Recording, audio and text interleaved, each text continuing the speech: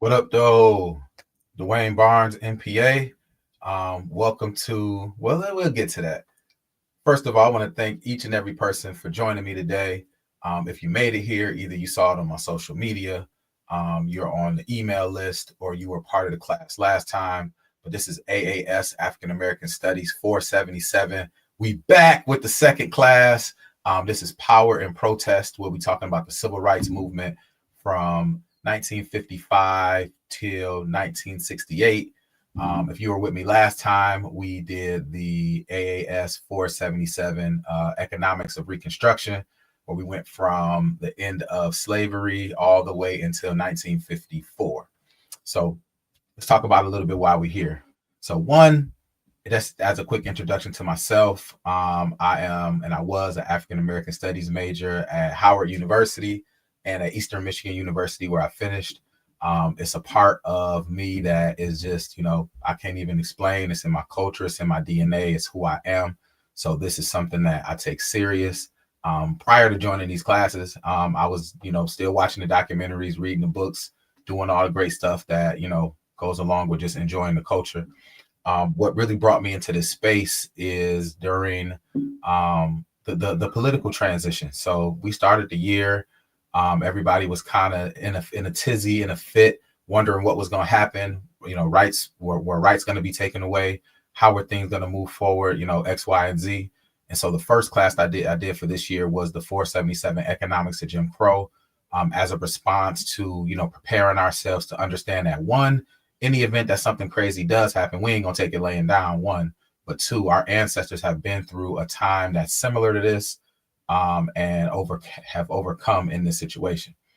This class is coming as a response to how well the first course went. I was just going to do those classes and be done with it. That was my thing. It was over. But I saw a need and a want for more information and more education. So, I just decided to keep going. This course is going to be a bit different than the last. It's going to be better because this is the second one. But it's going to be an opportunity for us to talk about the civil rights movement. And one of the reasons this is important of many, well, I'll say two reasons. One, we already see that there's a push to take our history out of the schools. Not saying how well or unwell they've been doing it, teaching it there anyway. But then two, even more attacks on our culture as it relates to our history, our present, and our future. And what better way to prepare for an uncertain time is to look back to our ancestors who navigated a very uncertain time and didn't know any of these outcomes were going to happen and continue to march on. So this is one, a response to what's been going on politically, but then even more important, something that we should be doing in the culture anyway, keeping our history alive, keeping our culture alive, and ensuring that we have a positive example and role model of what we want to do moving forward. So to do that, I'm going to share a little bit about this course. So give me a moment to share my screen and we can move forward with a little bit of this stuff here.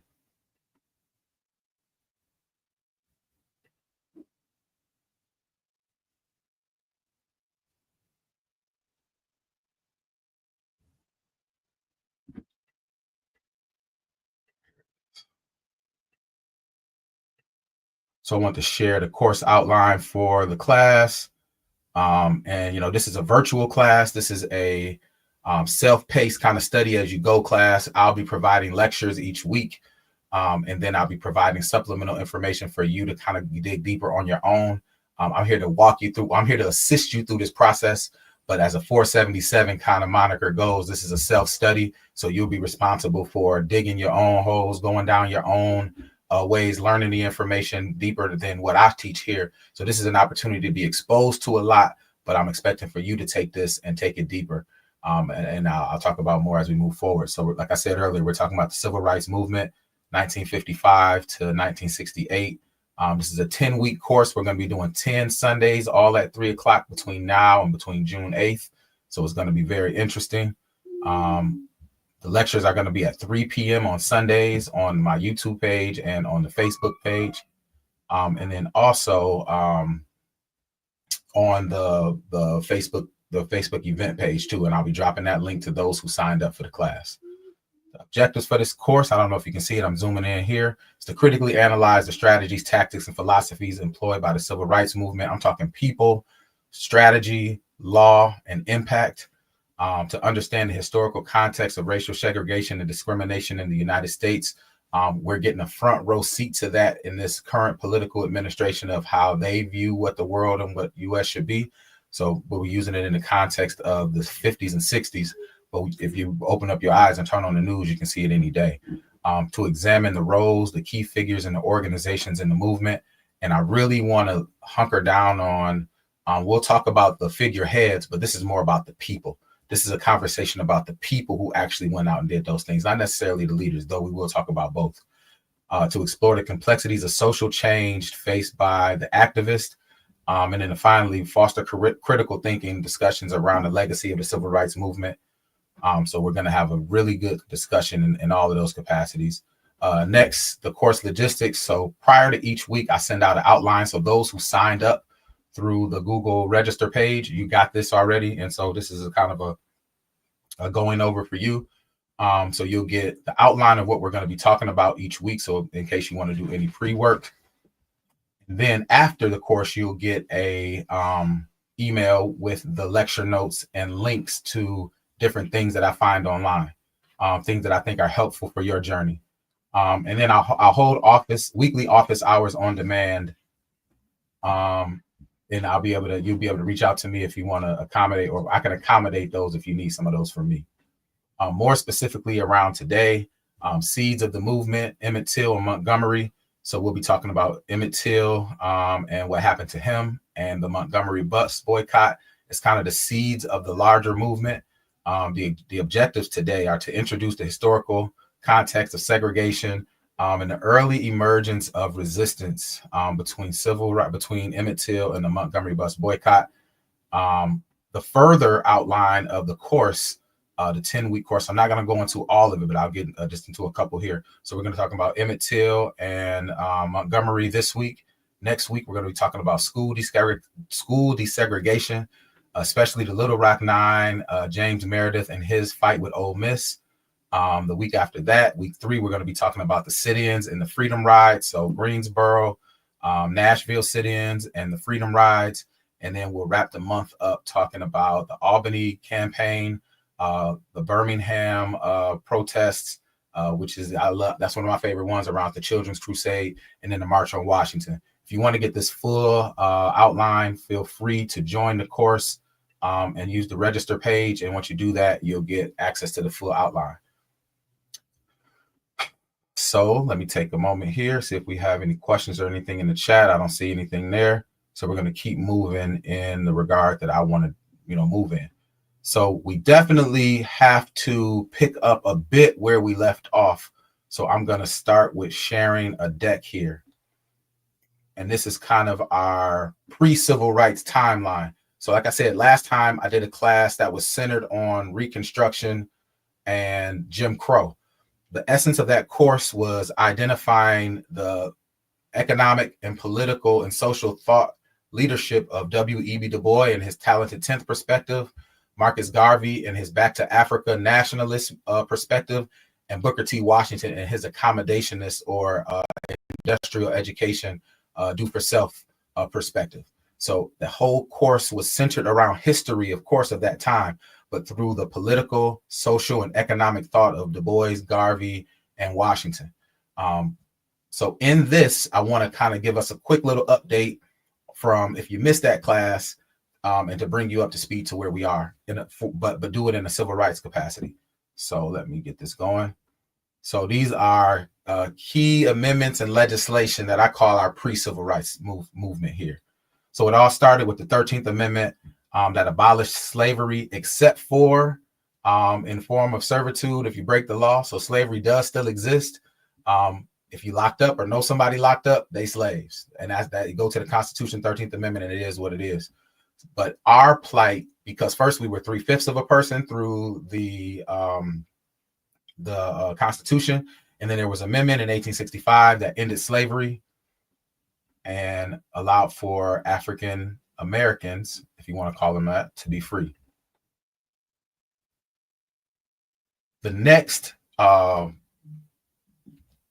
act that was in place with the Civil Rights Act of 1866, equal protection. So this was a precursor to what we'll see in just a moment, the 14th Amendment, where it gave us the ability to establish contracts. It gave us the ability to sue in court. It gave us the ability to own land. It gave us the ability to do anything that any other rights-bearing member of our society could do. And it was very important as you move forward to the 14th Amendment, which provided equal protection under the law. So the Civil Rights Act was a precursor, because in the middle of that time, and I won't get too deep into it for time's sake, legislation had to be ratified by the states. Anytime you're changing the Constitution, it has to be passed through Congress, but then it has to be ratified through the states. So in that process of getting it ratified, the progressive Republicans of that day said, well, let's hit them off with something that can help in the meantime. So then we go to the 14th Amendment, one of my favorite amendments. Well, all three of these are my favorite amendments, the 13th, 14th, and 15th Amendment. And if you ever want to have any kind of conversations around that, I'm always welcoming that. Equal protections in the law. So it wasn't just an act. It wasn't just something that could be changed. It was a piece of the Constitution that takes a constitutional amendment to change. And then the 15th Amendment, the amendment that allowed for African-American men the right to vote. Which caused a big stir in society at that time, because white women couldn't vote and our sisters couldn't vote. So it was a very interesting piece of legislation that took a while to pass during the Reconstruction and all of that stuff. We won't get back into that because we already had that course. And then the short-lived Civil Rights Act of 1875, which later became the Civil Rights Act, I believe, of 1864, that provided public accommodations. Everything that they were fighting for that we'll talk about in these conversations was in this legislation here. But in 1883, just at the end of Reconstruction, or close to the end of Reconstruction, it was overturned by Supreme Court. And then, so now we fast forward to the 1900s. So Reconstruction ended, and we went through a deep, dark time of Jim Crow. We got into the early 1900s. That's when we got to Garvey, Du Bois, and Washington. And then we finally got to the 1940s, which was World War II, where we started to see some of the seeds of civil rights really start to show themselves. And the first one was the Executive Order 8802, banning racial discrimination in the defense industry. Just to make a long story short, we were in the country was in World War II. If you hear me say World War, I'm always going to loop it up. But World War II. And A. Philip Randolph, who was the president of the Black Porters Association, and I know I probably butchered that right there, fought hard with the president to get this passed. So now you had a defense industry that needed bodies. There was the Great Migration. We were coming up north to find jobs and opportunities, and they stopped discrimination in wartime industries. This followed up in 1948, the Executive Order 9901, which integrated the U.S. military. So after World War II, headed into Korea, the troops were desegregated. So you start to see these seeds being planted of opportunities for African Americans to gain what they wanted at that time in civil rights or integration into society. We'll get to civil rights as we move forward. So this led us to milestones in sports and in education, which was really big at the time. Jackie Robinson, 1947, was integrated into Major League Baseball, doing a couple of things. One, raising celebrity status. Two, integrating into society through sports. And then three, being a cultural icon for everything that came after that. Now, keep in mind, we're going to talk about Brown versus the Board. We're going to talk about the Civil Rights Act. We're going to talk about the March on Washington. All this happened before all of that stuff. So these seeds were being planted that would later germinate and grow into some of the stuff we're going to be talking about moving forward. And then finally, which is the linchpin, this and the 14th Amendment and the 15th Amendment really are the linchpins for what the civil rights movement was moving on. Brown versus Board, Brown versus the Board of Education, Topeka, Kansas, 1954, which outlawed or which called for desegregations in schools. Prior to that, Plessy versus Ferguson, that case in 1896, said that separate but equal was the law of the land. And between the end of the 1800s and up until 1954, segregation was the law of the land. So in essence, these were the first kind of seeds that were planted for integration to happen in our country. I'm going to stop sharing this one, and we're going to move forward to our next piece here. So that was setting the stage, Brown versus Du Bois. And so before we jump into the rest of the discussion here, I want to just kind of center it in this. These stories I'm telling them in hindsight. Hindsight is 2020. Hindsight is understanding that we know that, oh, they went out and did this, so this happened. They went out and did that, so this law was passed. They went out and did this, so we got this in return. When these brave men and women were pulling these acts and defying law by trying to integrate a school or trying to sit at a lunch counter or trying to get rights to vote, they didn't know what was going to happen. They didn't know that there was going to be a president was going to sign a piece or the Supreme Court was going to do something at the end. They were taking it in their own moral, spiritual, and political rights to say, this is what's right. And if I got to put my life on the line for it, I got to put my life on the line for it. And I wanted to say that because we're living in times where we may have to do these same things without knowing what's coming down the pike, not knowing that, oh, in 2030, there's going to be a Civil Rights Act or this. Nah, our ancestors were tired of the way things were, and they dared to oppose law, put themselves on the line, put their kinfolk on the line for the hope and the dream of being a fully integrated American. Now, in hindsight, we see that it might not have been all it was cracked up to be, or it may have, depending on your perspective. But even today, we have to think about, I have to think about, you have to think about, what are we willing to do to ensure that we, our kids, our nephews, our nieces, our soon-to-be grandkids and great-grandkids can have the kind of life that we had. Not saying it was perfect, but are we willing to put it on the line the way they were willing to put it on the line with no guarantees, getting thrown in jail, getting slapped across the head. So I wanted to set that up, and I really wanted us to think about that. We're living in those same times. So like, for an example, we're going to see Rosa Parks sitting, going, keep her seat. That was breaking the law. Who's willing to, break the law for the rights? I seen the protest out there the other day, and that's what's up. We protest in Target. We're doing all these things, which I think are great steps. But when it gets to it, me and you, I'm asking myself this too. Are we willing to get off the screen and do what it takes to ensure that we have the future that our ancestors fought for and the one that we want to see moving forward? So this just isn't another Black history class where we just applaud the people of the past and we love it and it was great. Nah, we asking ourselves, are we willing to do this? Are we willing to do this? If something comes out of Washington, an executive order saying this, if Congress passed that, if this happens, are we willing to do what our ancestors did? And that's what I want to get across in teaching this course this semester. Now, with that, I want to provide the information that will allow for us to have a better conscience to move in the direction that we need to when it's our time to activate. Feel free to drop any questions you have in the chat, anything in the chat, but just kind of keep it moving. Until I see something in there, we're going to keep it moving. So let's kind of jump in here. So seeds of the movement, the historical context of segregation. So like I mentioned earlier, the Jim Crow laws of post-Reconstruction were very real and damning to our people. We went from an era of Reconstruction from 1865 to about 1877 of being, activated in our politics, holding office at the local, state, and federal level, enjoying land ownership, enjoying economic opportunities that we hadn't before, and enjoying what we thought it meant to be Americans at that time. Now, I'm not saying it was all peaches and cream, shout out to Outkast for that, reference there.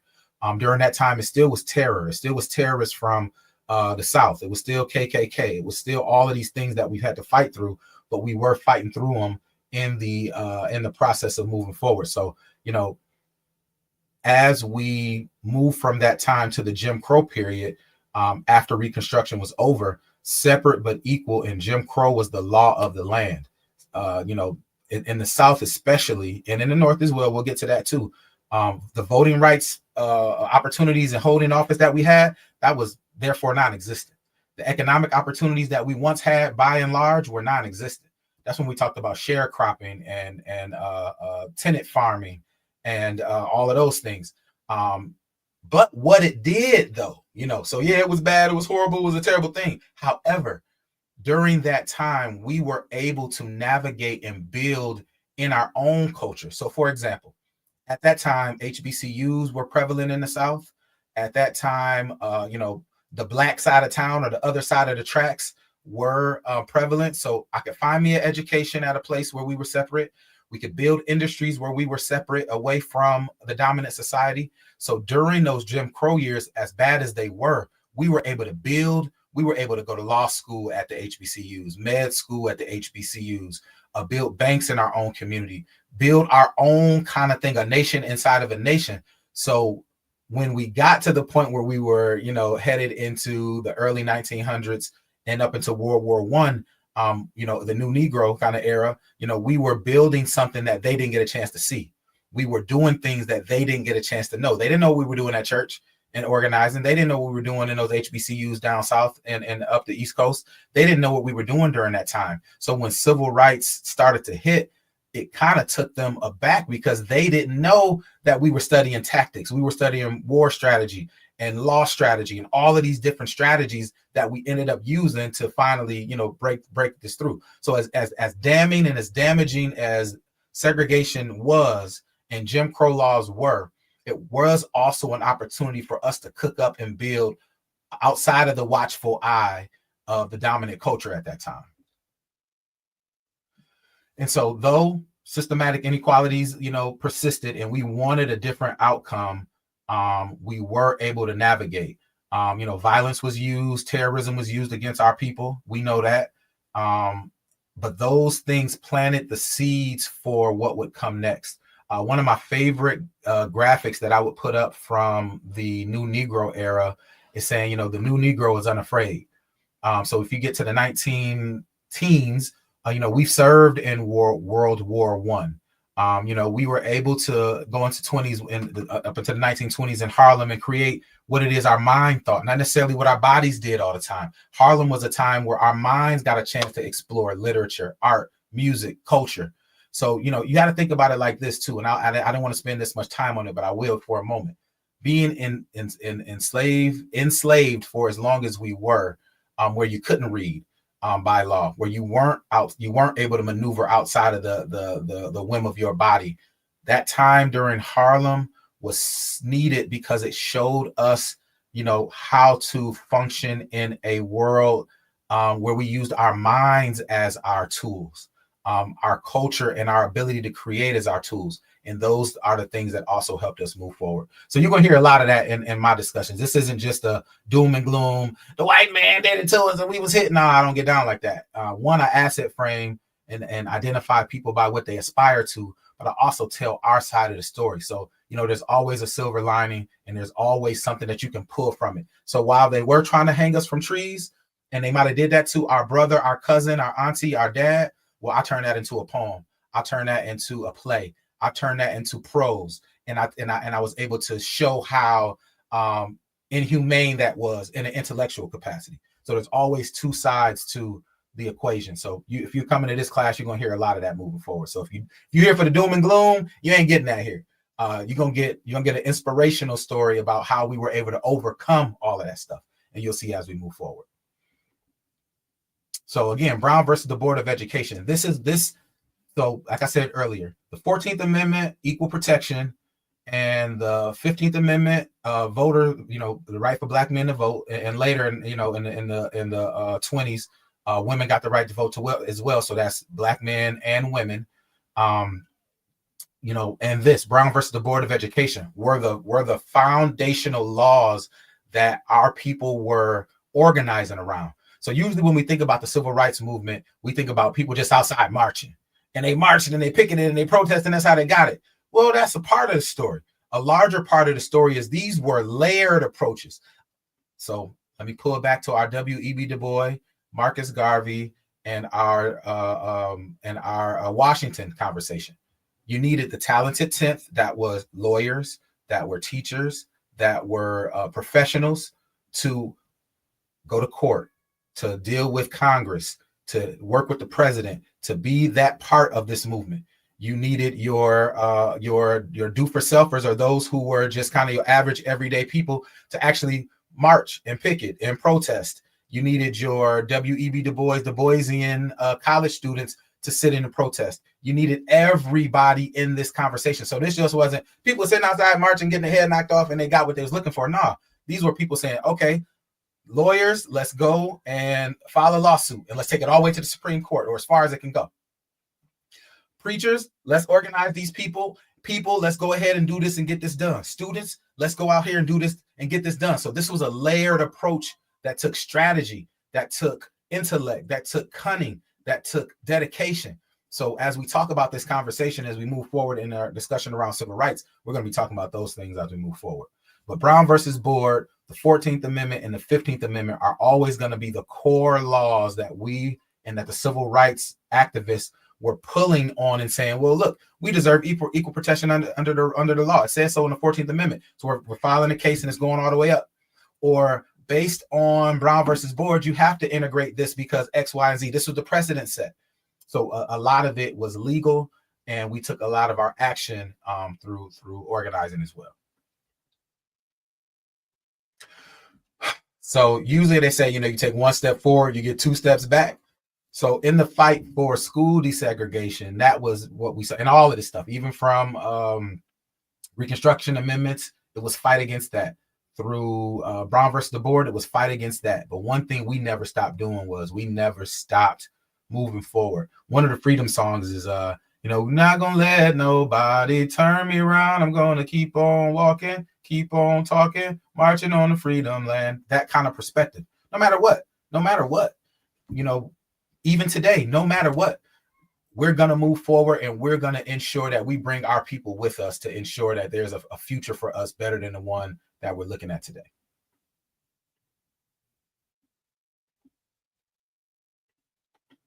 So let's talk about Emmett Till and his situation here. I'm going to take the deck down and talk for just a moment here.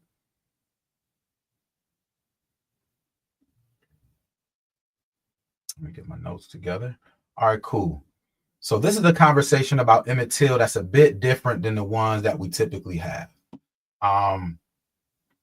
Emmett Till was a handsome, courageous, intellectual 14-year-old boy from the city of Chicago that went down south to go visit his family down in Mississippi. So if you know anything about the Great Migration, a lot of our people came from down south up north. And during the summer, they would go send, son, daughter, auntie might go, whoever would go back down south to see their family. I miss my family. I left with everything. And so he went down there to go visit family, him and his cousin.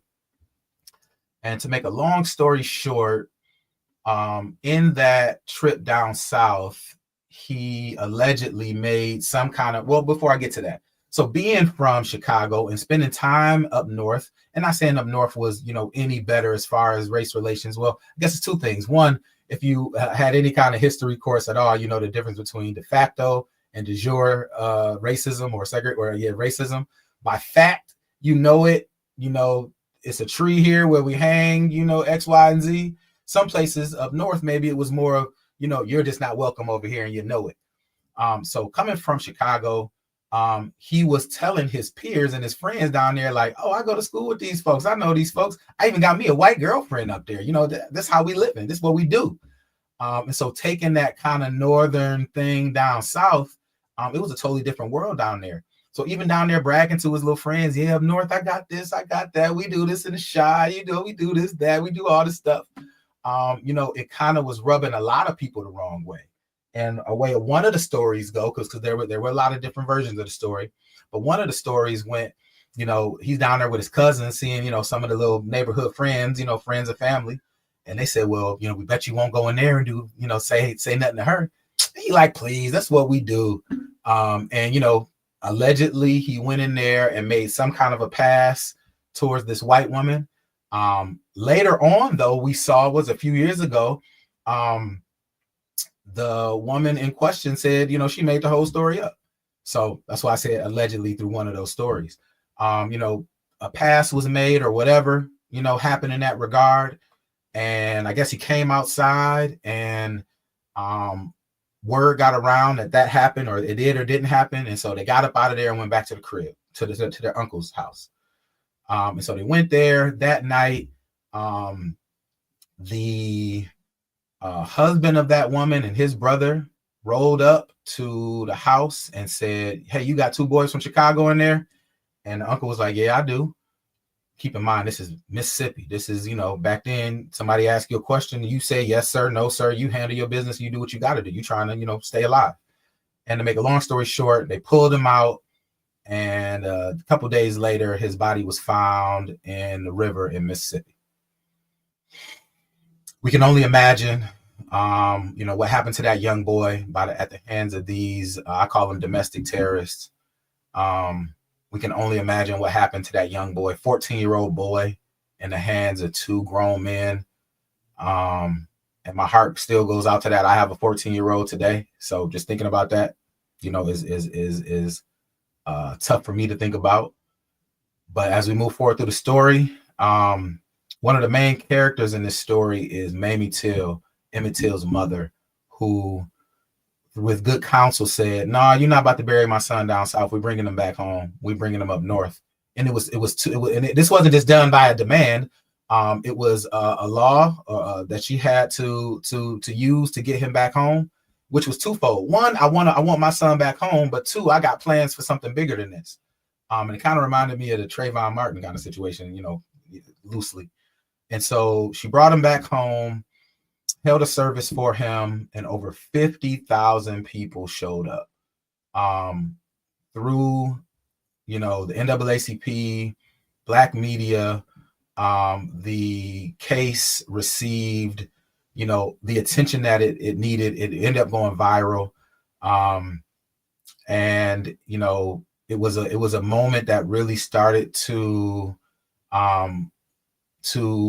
galvanize the civil rights movement. But before we get to the end of the story, I want to pull in some media. This is a multimedia course as well. We're going to be using YouTube and Wikipedia and all these other things. So I want to bring in a piece exactly up. The pictures were, oh man, good stuff right there. So I'm about to pull up this video and we're going to watch a bit of information, about 3 minutes on the trial and what happened after, and then we'll move forward with our conversation. So let me bring this up to our screen here.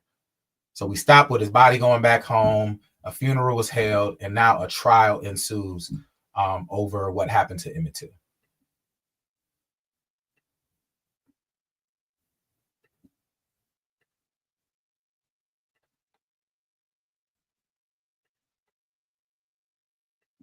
Husband of the woman in the store, and J.W. Milam, her brother-in-law, were arrested for the murder of Emmett Till. The trial was held in nearby Sumner, Mississippi. Black organizations like the NAACP and the Black press worked especially hard to keep the case in the news, to make an example of Southern racism for the world.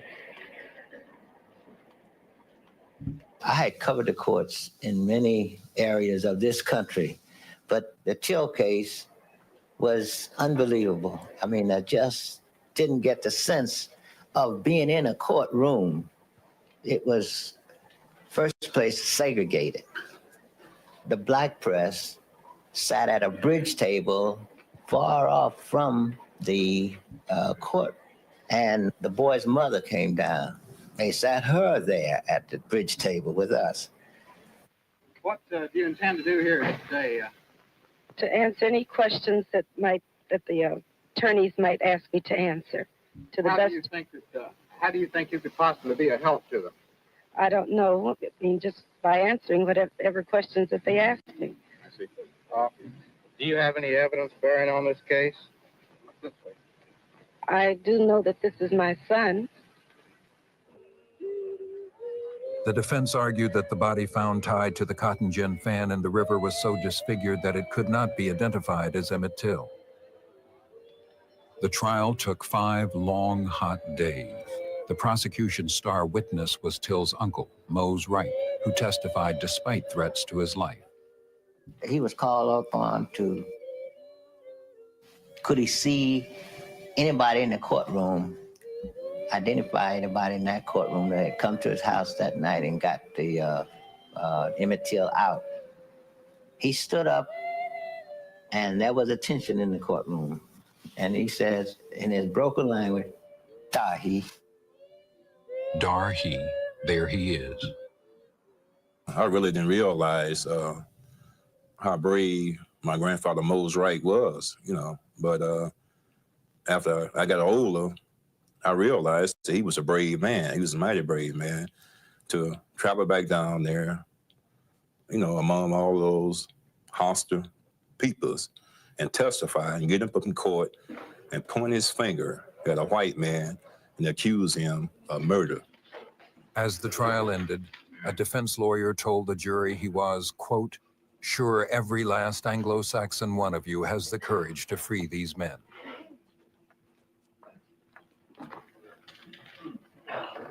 It took the jury an hour to find the men not guilty.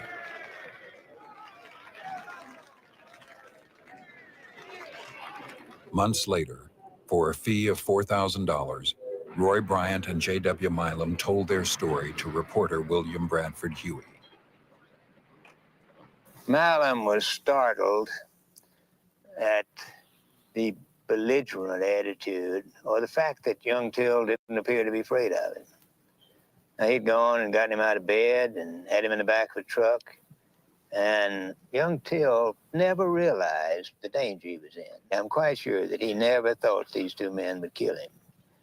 And, or maybe he's just in such a strange environment, he just doesn't know what he's up against. And it seems, to a rational mind today, it seems impossible that they could have killed him. But J.W. Milam looked up at me and said, well, when he told me about this white girl he had, he says, my friend, that's what this war is about down here now. He says, that's what we got to fight to protect. And he says, I just looked at him and I said, boy, you ain't going to never see the sun come up again. I believe that the whole United States is mourning with me. And if the death of my son can mean something to the other unfortunate people all over the world, then for him to have died a hero would mean more to me than for him just to have died. The fact that Emmett Till, a young black man, could be found floating down the river in Mississippi, as indeed many had been done over the years, just set in concrete the determination of people to move forward.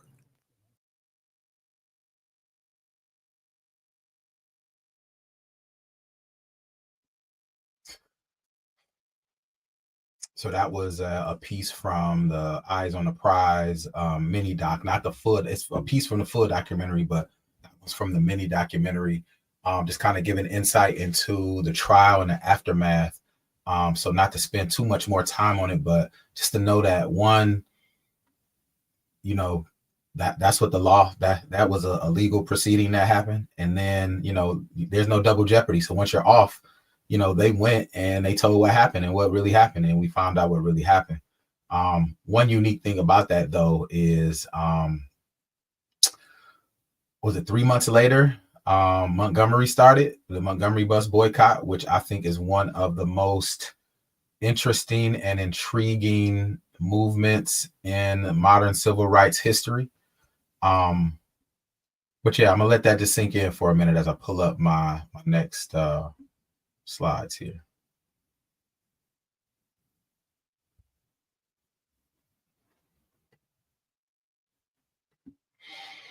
So, you know, coming away from that, what the case and the aftermath showed was, you know, how racial violence is not changing down south.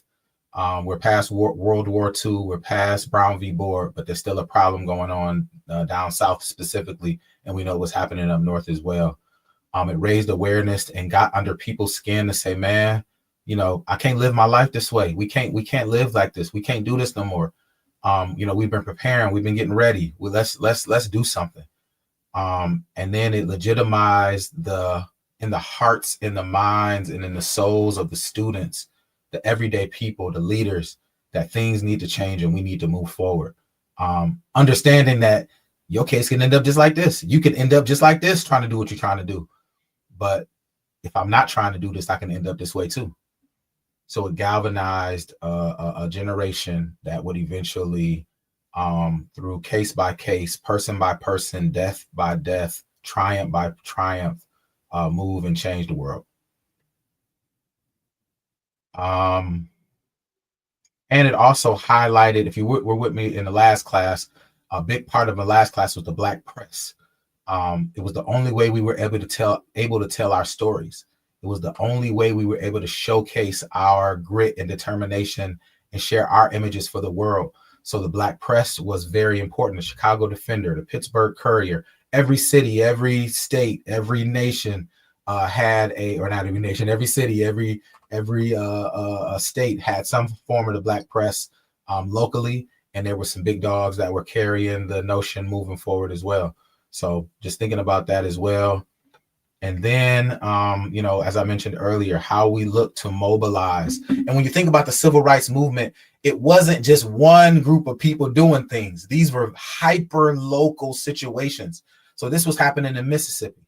So people in Mississippi felt away. People in Alabama felt away. People in Virginia felt away. All of these different cities with people, with Emmets that we never heard about, with people that we never knew, with stories that we never came up. You said hi to a white woman anywhere you were, you could end up on a tree. You could end up in a bad situation, in a jail. You could end up anywhere. So these were people, hyper local situations that were popping off, helping people say, you know what, it's time to do something. It's time to do something. It's time to do something. So, usually when we think about it, we think about this big coordinated effort that was one string that was pulled. These were hyper local situations that were happening. So as we're talking about what happened in Chicago, as we talked about what happened in Mississippi, we'll move forward to discuss what happened in Montgomery, which was also its own thing. And so now we'll take a moment to talk about the Montgomery Bus Boycott. Let me pull this down. I see a comment pop up. Somebody say, yeah, you're right about that. So the Montgomery Bus Boycott, there are a few, I like to kind of frame it this way. And I did it informally last time, but I'm going to do it formally now.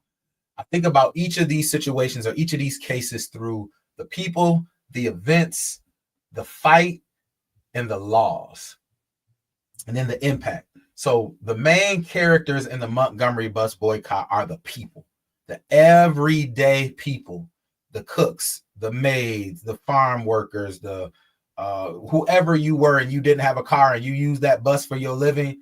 Those are my favorite people of this story because they had to walk every day. So imagine walking X miles to work, like we go to work every day, doing that job and walking your Black self all the way back home and doing that for over a year, every single day. As we talk about commitment, are we willing to do that? Are we willing to, you know what I'm saying? Am I willing to do that? Are we willing to do that? We really have to think about some of the sacrifices our ancestors made, and are we willing to do some of those things as well? But other people in this conversation are, the world famous Rosa Parks. Detroit, what up though? We hold it down for Rosa Parks. The Montgomery Improvement Association, which was the umbrella organization of all of the church bodies and other organizing means in Montgomery. Edie Nixon, who was the state president of NACP in Alabama, and up from the Brotherhood of Sleeping Car Porters, Dr. King, of course, Ralph Abernathy, his right-hand man in SCLC, and Fred Gray, who was the lawyer in the situation. So often when we think about Miss Rosa Parks, keeping her seat, and this is, I think, while we were younger, I didn't get it, but now that I'm older, I do get it.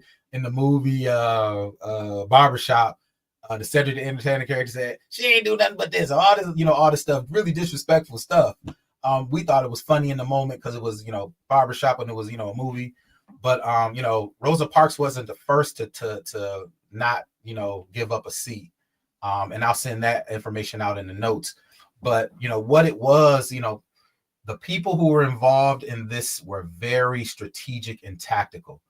I mentioned earlier, in a segregated society, we had a little bit of room to cook up without the oversight of 24/7 oversight when we at church or we had our little things. So Rosa Parks was a part of a woman's political organization. So, and I have to say this too, in this movement, we have to hold space, and a lot of space, for women and the youth, the college students. That's where a lot of this work happened. A lot of our brothers get all the acclaim and all the work, but we didn't do this work by ourselves. We had our kids out there, and a lot of this work was organized and administrated by our sisters. So we always got to remember that as we move forward.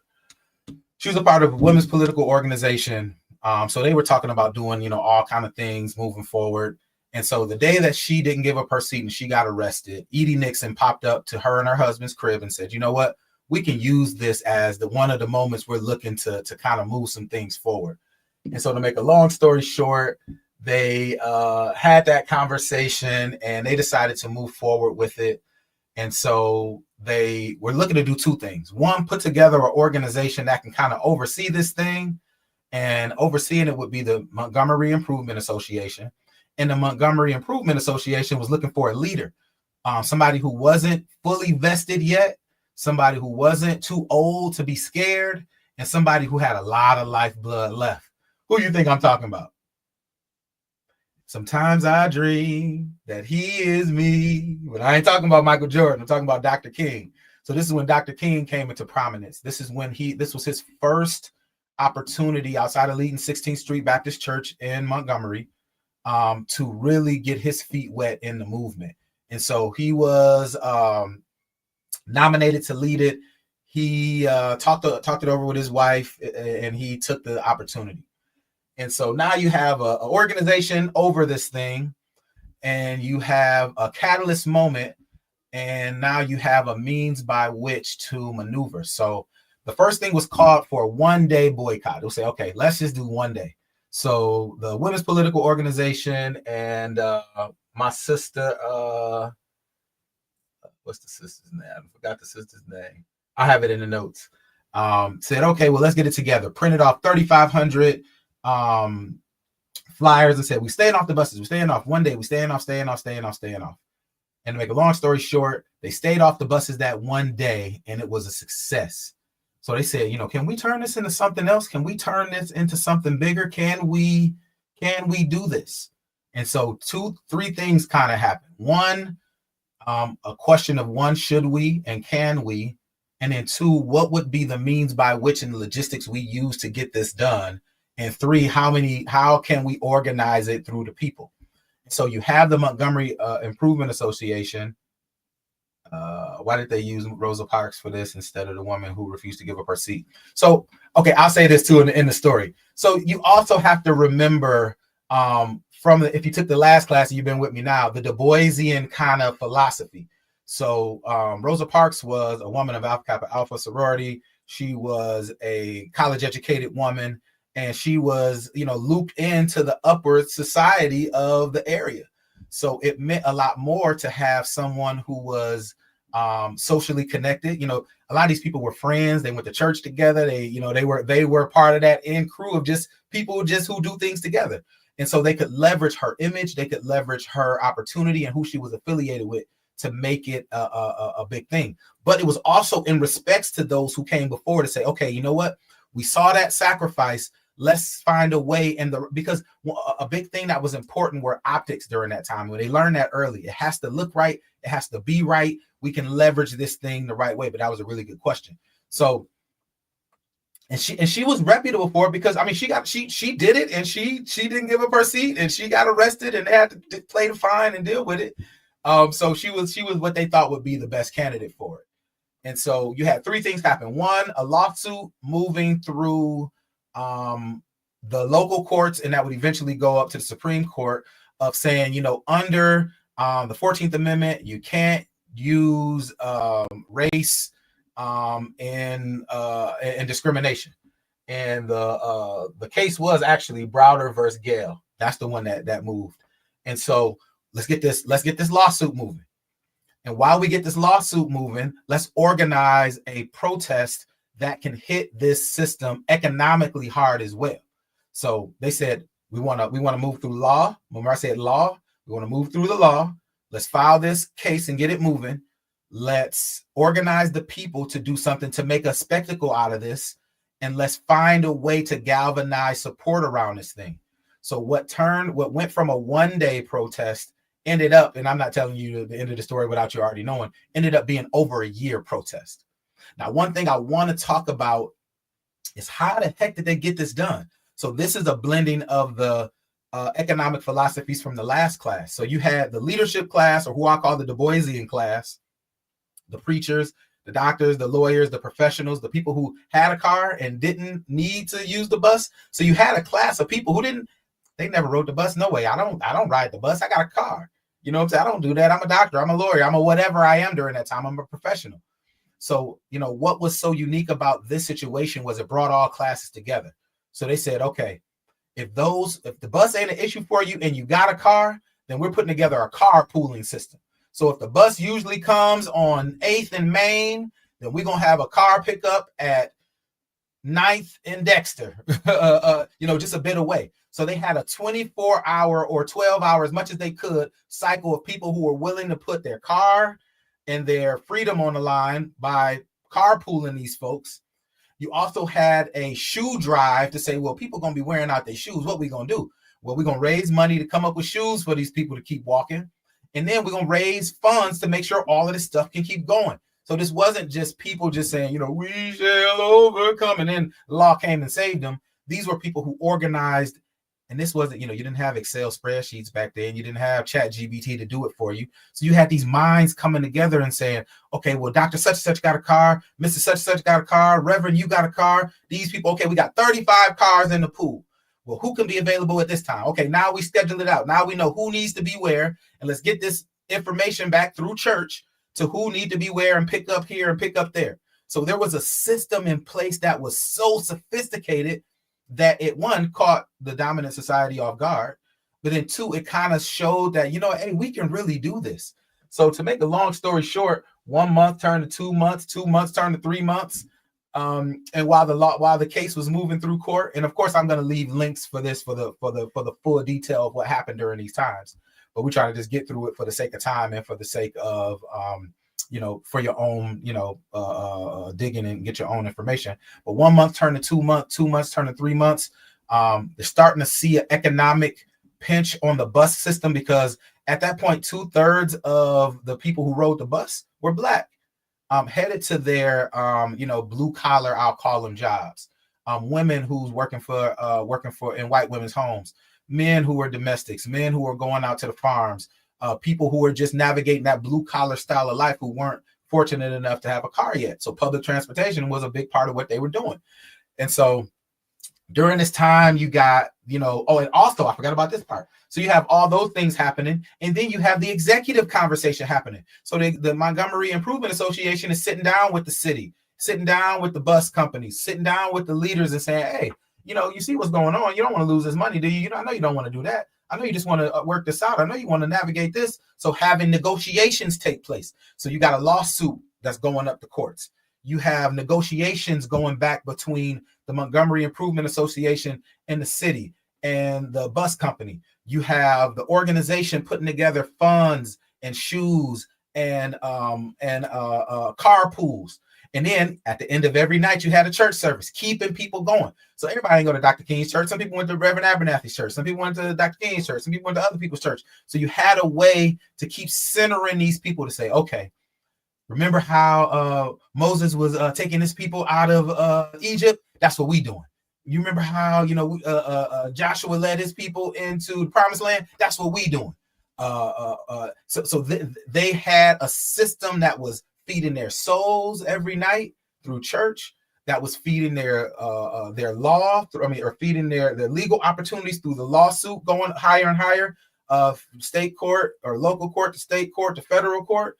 You had negotiations going back and forth between the city and between business. So this wasn't just, we shall overcome, walking down the streets. That was one part of it. But you had some of the most sophisticated folks maneuvering in a way that some of these Southern racists and segregationists hadn't seen, because we were doing our things without everybody watching us every 5 seconds at the church, at the political meetings, at the HBCU, in our own social circles. So this was a coordinated attack. But at the end of it, and like I started it, everyday people who worked all day and wasn't saying nothing about it. They wasn't going telling the white women that they work for, I'm walking tonight in the Montgomery Bus Boycott. No, work is over. I'm leaving. headed on back home, and I'll see you tomorrow. Keeping their job, keeping their opportunities together.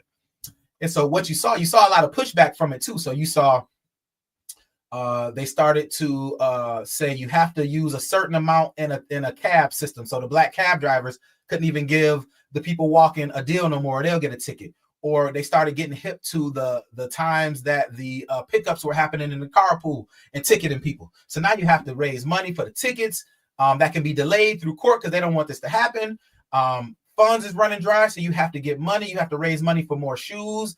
You had to food opportunities. You had to do so much to keep this thing going. So 2 months turned to 3 months, turned to 4 months, turned to 5 months, turned to 6 months, turned to 7 months, turned to 8 months. Think about that. Think about it. Think about this. From the time the current administration took office, imagine not using whatever form of transportation you use every day to get to wherever you had to get to. Like it's February, it's April now. We like, look, I'm tired. If I hear another thing come out of Washington, I ain't doing nothing. I'm sitting back. I'm a line dance. I'm gonna do all this. When these people was like, look, man, we getting into it. Yeah, I'm tired. Yeah, it's hot in Montgomery, Alabama. You don't think it's hot? You don't think it's blazing? You don't think it's, you know what I'm saying? So these people putting their professional and their social lives on the line every day and just not feeling like it. What if one day I just don't feel like walking to work and I still got to go and work my hours for the man and come on home? Like, that's what I'm saying. Like, these were people who were sick and tired of being sick and tired. And we'll talk about Fannie Lou Hamer as we go, forward down in the case. So during this, it was a lot of pushback. So for example, E.D. Nixon, one of the leaders of the MIA, his house was bombed and he wasn't a preacher. He was ready to get it popping. But for the good of the order, he didn't. Dr. King, his house got bombed in the middle of this. So his wife and his kids was at home when he was out. So people were putting it on the line, I'm talking about. And it was a pushback. The bus company seeing, oh man, our profits are really drying up. Kind of similar to what's going on with Target right now. We're really seeing our profits. And then during that time, other cities were starting to see desegregation happen in the bus lines as well.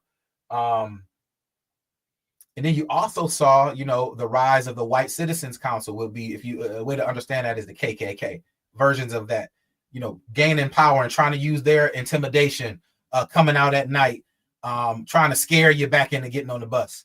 And then you also had just kind of some nefarious acts going on to where, you back up the wrong person against at the wrong time in the wrong place. He might give you a little information that you weren't supposed to get.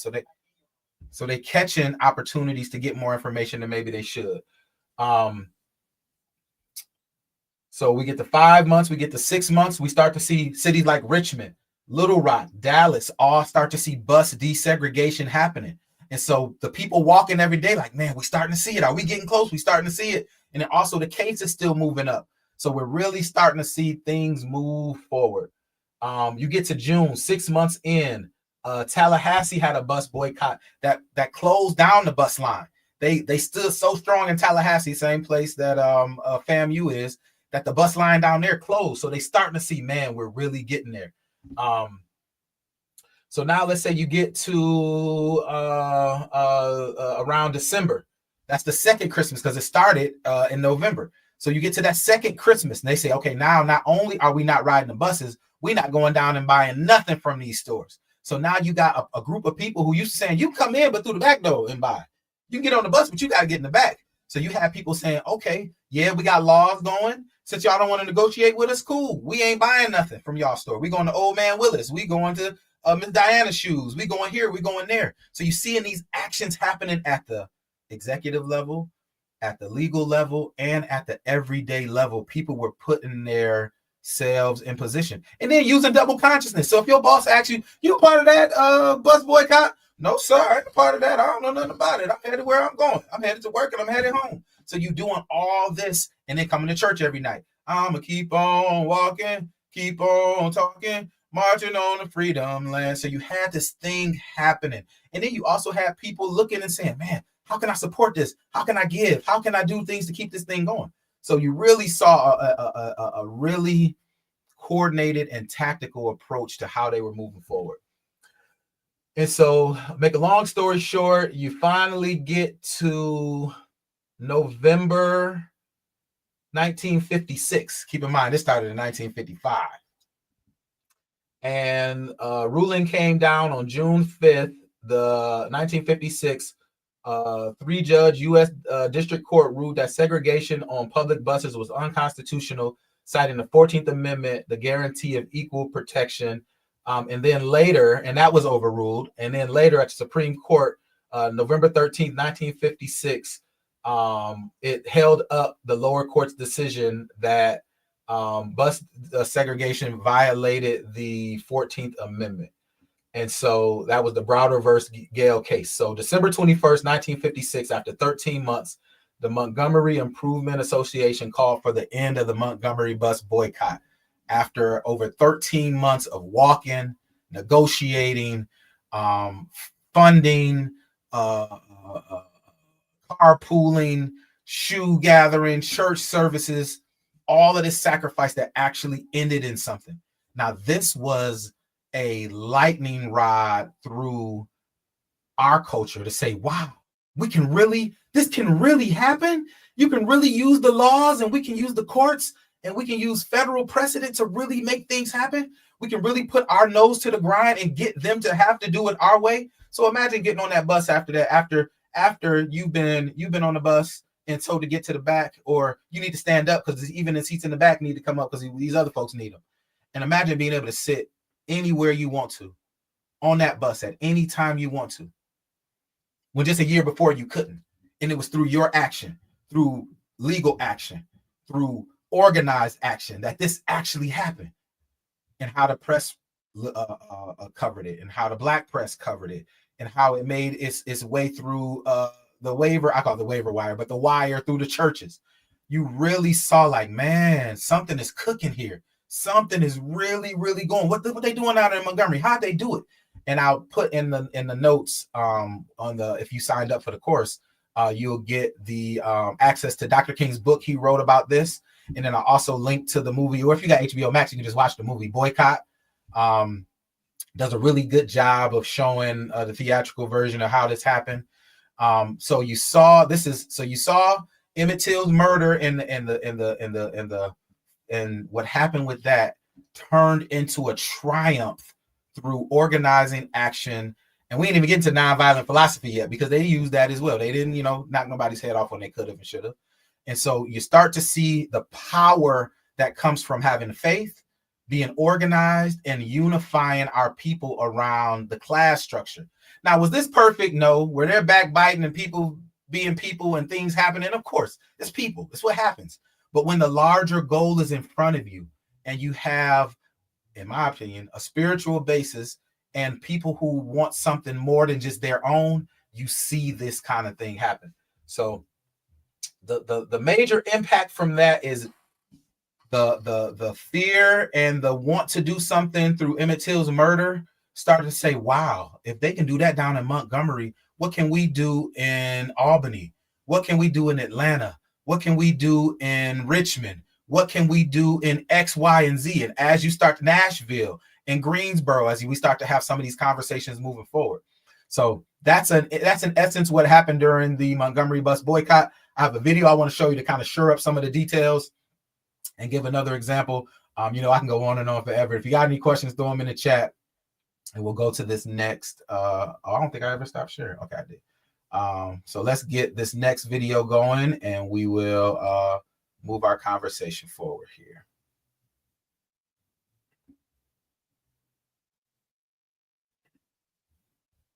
Quick video. It's not long, maybe 3, almost 4 minutes.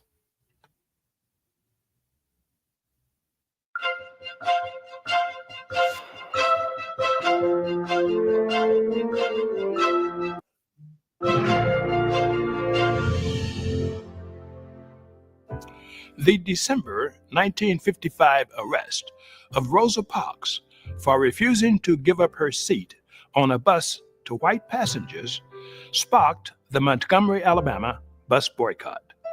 The boycott against the segregated bus system was supposed to last one day, but an estimated 17,000 African Americans supported it. The boycott lasted more than a year. The community's enthusiasm led organizers to extend the protest and appoint a spokesman. That person turned out to be a young Montgomery minister, Dr. Martin Luther King. Opponents of the boycott resorted to many tactics to deter and intimidate protesters from participating. Among those tactics, legal harassment. On February 21st, 1956, a Montgomery, Alabama grand jury indicted 89 leaders of the boycott, including Dr. King and the Reverend Ralph Abernathy. Their crime? Violating a 1921 state statute forbidding boycotts without, quote, just cause. Along with the indictment, the grand jury issued a report repudiating the anti-segregation efforts. Grand jurors wrote, quote, in this state, we are committed to segregation by custom of law. We intend to maintain it. Of the nearly 90 people indicted, Dr. King was the only one to be prosecuted. He was convicted, fined $1,000, and given a suspended jail sentence of 1 year of hard labor. As the strength of the boycotters grew, the intimidation turned violent. The homes of several leaders, including Dr. King's house, were bombed. On the night of August 25th, 1956, several sticks of dynamite were thrown into the yard of Pastor Robert Gretz, an outspoken supporter of the boycott. Pastor Gretz was a young white minister serving the city's primarily black Trinity Lutheran Church. He was also a member of the Montgomery Improvement Association, the primary group that planned and guided the city's bus boycott. Pastor Gretz was in Tennessee at the time of the explosion. His wife and children also were not home, and no one was injured. Shortly after the boycott began, organizers filed a federal lawsuit challenging the constitutionality of Montgomery's segregated buses. The lawsuit worked its way through the courts as the boycott continued. And on November 13th, 1956, the Supreme Court ruled that public bus segregation was unconstitutional and ordered Montgomery buses to integrate. On December 21st, 1956, 1 day after the Montgomery bus system was served the court's order, the boycott ended, and the city's black citizens resumed riding the buses.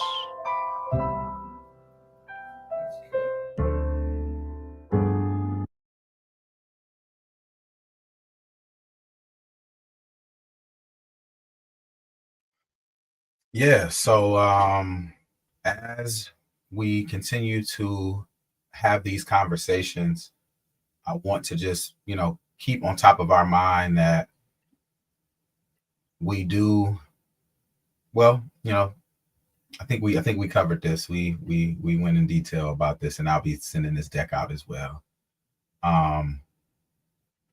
So I want to open it up to any questions, any kind of comments you may have via chat. And then I want to talk about kind of what to expect in our next semester moving forward.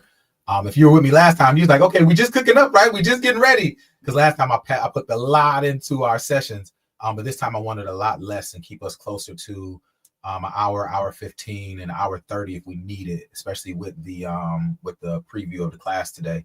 But I wanted to give us a lot more time to breathe on these topics, and we're going to extend the sessions out a little bit further. So I'm opening it up to any questions or comments that you want to have in the chat. I'll read them off. And while we do that, I'll, kind of sum up what I think, today's session was about and kind of preview for next time. So one, and this is just, just real talk, could have got way deeper into the Emmett Till about what they did to him and the customs and the times. Well, we know that this session is about, and these sessions are about how we move, what we do, the courage that we display in face of adversity. So when you hear these stories and when you hear what, what's going on, I'd rather spend a lot more talking about like, man, how did they organize in 1950s a carpool system that worked for 1,700 people over 365 days? You know what I'm saying? Like the brilliance that came with that, the brilliance to say, okay, this is how we can have these negotiations. One part that I think may have been missing from some of our target work was, did we have a leadership body having any kind of interaction or negotiations with their board to have any of these discussions moving forward? Are we, using the tactics, not necessarily that they use, because that was the 50s, but are we, adhering to some of those measures and how we move forward? So just looking back at these to kind of be inspired. Just a quick aside. Anything that anybody's doing to say we want to not stand with what's going on in society, I'm in favor of. People who are doing the target, I'm with that. People who wanted to stay away from all these other things, I'm with that.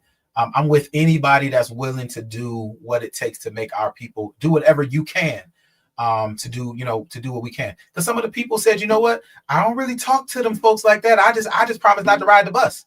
Even if I don't come to church every day, I just promise not to ride it, because I know I want my son to be able to ride it one day. I want my nephew or my grandson to ride it one day. And to say, it is inspiring to see people were able to raise the money and pool the resources to support it, because that wasn't easy to do. Like, that wasn't easy to do. Like, that's the thing, that it was not easy to do. And just knowing, okay, they just bombed his house. Well, what do I want to do? I got kids. We know who did it. We saw in the Emmett Till case. They can go to trial. You can see what can happen, right in front of you. So saying, you know what, I'm willing to do this. I'm willing to stand. And then, a quick aside. Well, okay, I see something popped up. What do you think would be a good idea to organize with social media being so prevalent? Needing a established plan. I think several things. One, I think the hyper local approach still, I think, is important, still.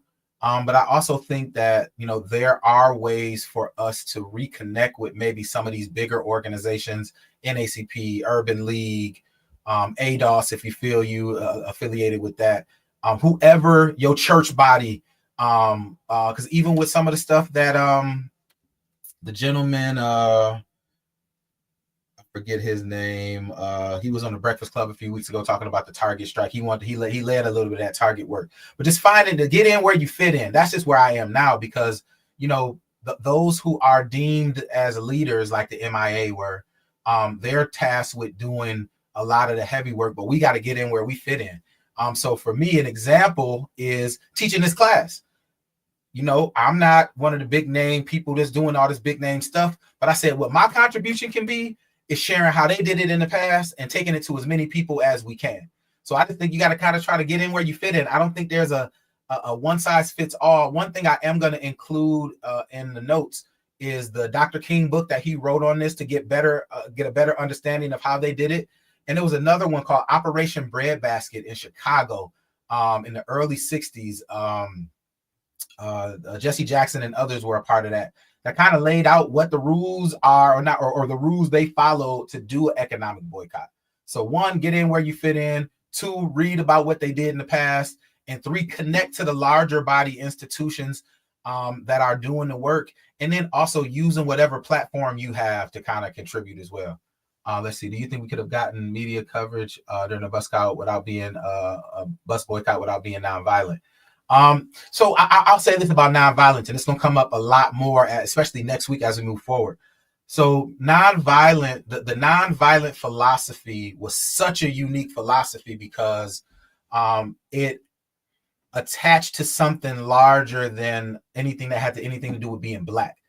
That philosophy came from Gandhi, and I know because it was a time where my main man who just dropped the question in there, he schooled me on the King movement back when we was in undergrad.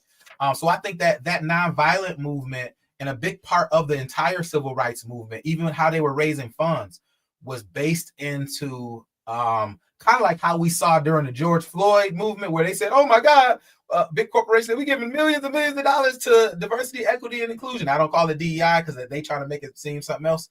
So I think the nonviolent philosophy connected with broader society in an intellectual capacity. They could understand that. Oh, wow. In 2 regards, I think, or a couple of regards, but I'll just give 2. 1, wow, they were able to dig that deep and understand what Gandhi was doing at that level. Wow, that's impressive. I'm saying that from the outside supporters. And then 2, and I say this with the most respect, and I'm saying this with the utmost respect for the people who put that philosophy in play. And we'll talk about some of the horrors that came with that philosophy. It allowed for the larger society, even today, and I still believe this to today. There are people on the fringes who think the worst of anybody on either the left or the right, but there are moderate people who are logical enough to see, wow, even enduring that, they're still not willing to do what the natural human urge is to do to defend yourself. I have respect for that. So I think it was a bit appealing to the higher kind of conscience. And think about it. Dr. King and them were Du Boisian. They went to school with these folks. He was, he went to Ivy League schools or was somewhere close. These people who weren't just, these were people who understood philosophy at a high level. So they were appealing even in that work through philosophy. So, like I was saying earlier, in the HBCUs, when they, and this is no diss towards Booker T. Washington, when they finally got to the point where they said, we want to do more liberal arts, a part of that was to say, this is how you appeal. This is how persuasion works. This is how propaganda works. This is how marketing works. So a lot of it was really structured and tactical. So the fact that you use nonviolence was like I said, a moral kind of thing where you could reach people at a higher level. But then two, it gave you some leeway to get the benefit of the doubt. And we can see later, and I'll kind of spoil it, even though it's not spoiled, it's 100 years ago down there. As you started to see the rift between when SNCC changed from John Lewis to Stokely Carmichael, and you start to see kind of the rift between like 64-ish, when Dr. King still wanted the Freedom Now philosophy, and Stokely and the students were talking about more Black power. You started to see a lot of the support for the movement start to change, because nonviolent Gandhian philosophy gets you to the March on Washington. Black power gets you COINTELPRO. So I think nonviolence was a big part of what made it possible, even though then the nonviolent part was still kind of being formed as a philosophy. All right, so keep the questions rolling. We've got about 8 minutes or so, and I want to get us out of here. So next week, we're talking about the sit-ins.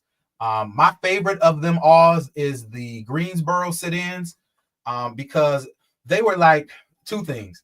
They were the leaders, and they were like the stepchildren to a certain extent, because in Greensboro, you didn't have SNCC yet. You didn't have John Lewis and Diane Nash and all the people who ended up being the names that we knew with the Nashville sit-in and all the other sit-ins around the South. These were the ones to kind of shake the tree to see if it could work. And in some of their work, I don't want to say they're forgot about, but we remember Nashville because John Lewis and Diane Nash and their connection to SNCC, SNCC, Student Nonviolent Coordinating Committee. So they took that nonviolent. So I'll give you a preview of it, but I want you to come back next week, so I'll give you a little bit. So SNCC was the Student Nonviolent Coordinating Committee. They were born after the Nashville sit-ins. So the Nashville sit-ins. So next week we're going to talk about the Greensboro sit-ins in Greensboro, North Carolina, the Nashville sit-ins in Nashville, Tennessee, and the Freedom Rides. Those are the three topics we're going to have for next week. And after the Nashville sit-ins, the students who were from Nashville, they were thinking about joining the SCLC, the Southern Christian Leadership Council. But Ella Baker, who was known from her Freedom School and her SCLC roots, said, no, students should have their own seat at the table. Don't join them. Y'all put up something together. So all the students who were in these sit-in protests throughout the South, they came together and said, okay, we're going to start SNCC, and this is going to be our leadership. So the SNCC, the Student Nonviolent Coordinating Committee. So we're going to talk about the sit-ins and the Freedom Rides, because that's when students take, you know what? I'm 2 weeks ahead. That's 2 weeks from now. Next week, we talk about school desegregation. I'm sorry, I done kind of spoiled it a little bit. Next week, we talk about school desegregation, where we talk about the Little Rock Nine. So the integration of Little Rock High School and Little Rock, Arkansas. And we talk about James Meredith and his integration into Ole Miss, the University of Mississippi. So we're starting to see this kind of push from average ordinary people like we saw in Montgomery to a more student-driven revolution, because several reasons. One, students had a lot less to lose. They didn't have a mortgage yet, they didn't have a job yet, they still in school, so they got the flexibility. And then you also got to see what the next generation of that movement would look like. So let me clarify. Next week, we're going to be talking about school desegregation in Little Rock and in Ole Miss, at Ole Miss with James Meredith. The week after that, we get to the sit-ins because the movement was building momentum. And the reason why next week is so important is because it's also building on the notion that the laws that we looked at first, Brown v. Board, we got to find a way to attack them. And that's how they did it, which led to the students saying, okay, what's our part? What's our part in all of this? And they started getting involved as well. And then we go into the Freedom Summer of 1964 and we start to, really move forward.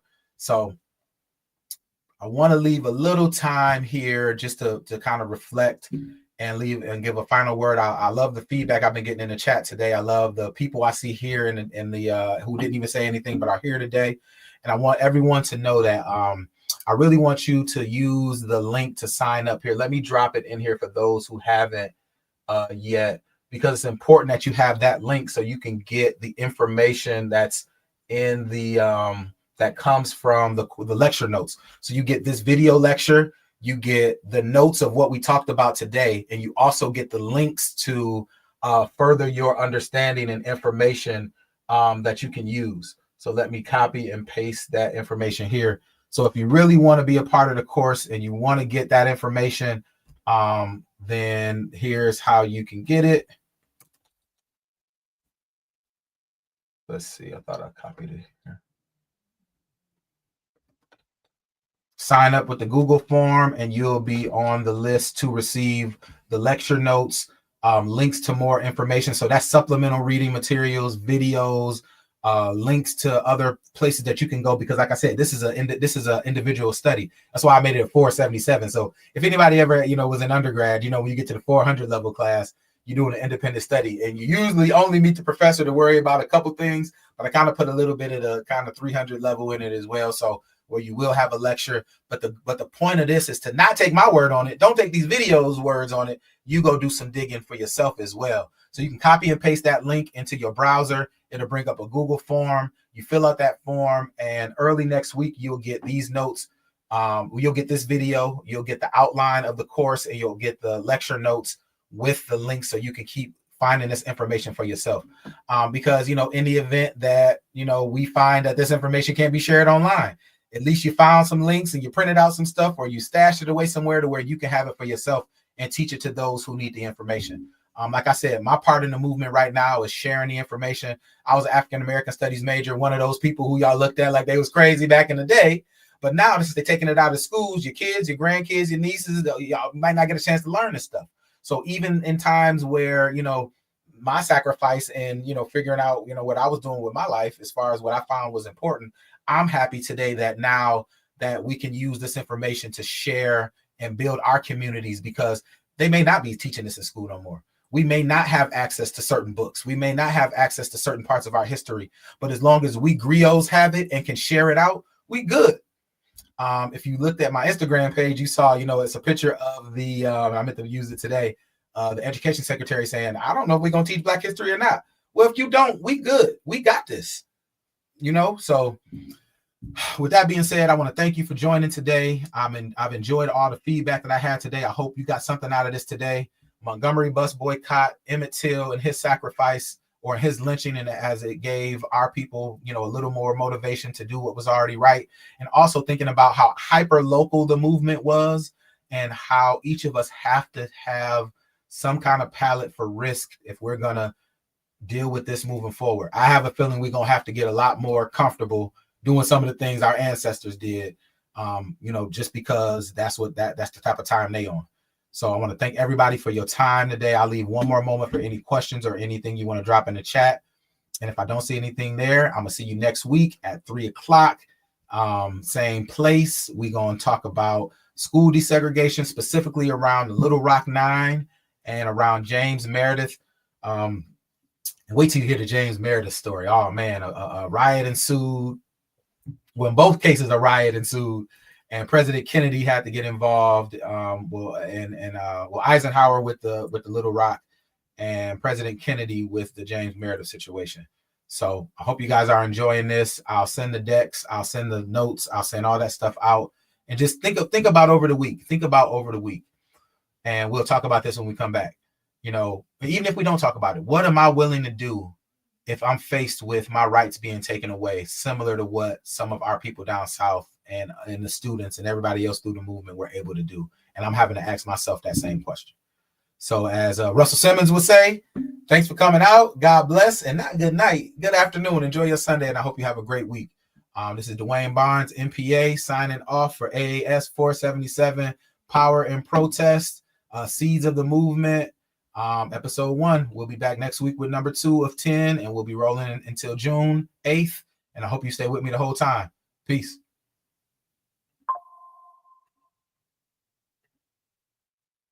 Peace.